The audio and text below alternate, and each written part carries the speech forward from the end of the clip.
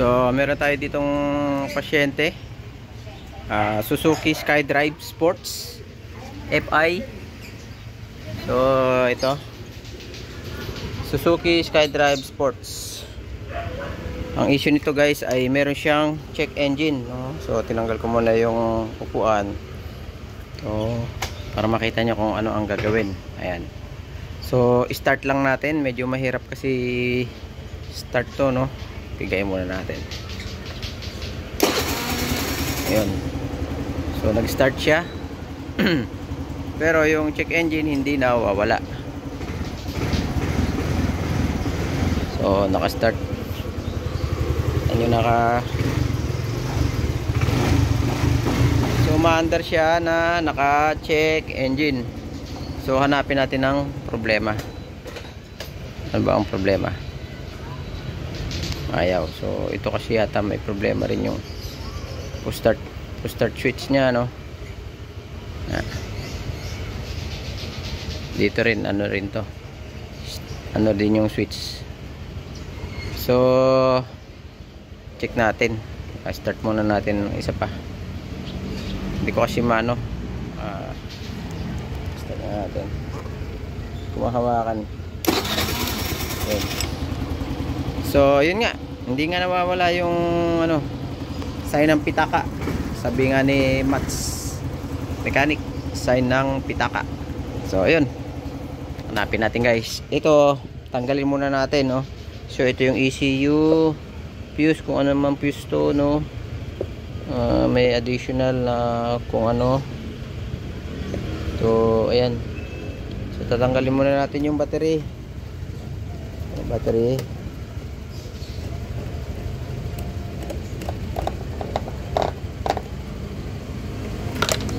Ayun, nahulog. Makikita pa natin yan. So, meron siyang sign na ano, check engine. Pero tumatakbo siya, no? Problema nito. Yan. So, uncut natin yung video. Battery. Tanggalin ng ECU. Hirap talaga pag walang kasama. Tagahawak.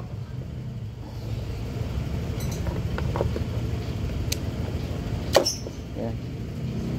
Bago muna ECU. Ilabas muna natin yung ano. Tinanggal ko na ito.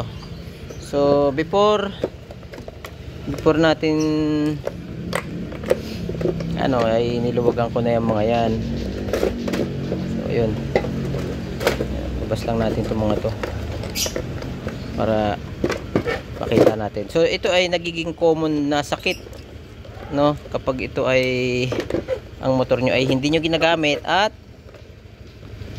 medyo may mga kaibigan. Ibig sabihin, may kaibigan. Sa pinaparadahan, maraming mga kaibigan. So, yun. Kahit anong motor po, no? Kung sa FI, yun ang nagiging issue nila. Minsan nga, hindi na siya talaga aandar eh. No, dahil doon sa ganon. Magtataka ka na lang, malakas naman yung battery, baka magpalit ka ng battery. Hindi pa rin. So, madodoble gastos. So, ayan. So, tignan natin. Ayun. Buti umandar pa kasi ayan oh. Nakita nyo guys oh. Ayan oh. Ayan. So, ibig sabihin, mayroon siyang kaibigan. Ayan. Yung mga sa Yamaha, yung NMAX, paborito rin nila yun. Ayan oh.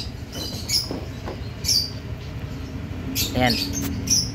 So, ito yung sa fuel injector. Buti, hindi naputol. Pag naputol yan, wala na talagang gas, no? Kasi hindi magbubukas eh.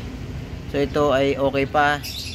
Siguro babalutan lang natin yan. So ito yung sa ano niya, sa throttle body. Ayan.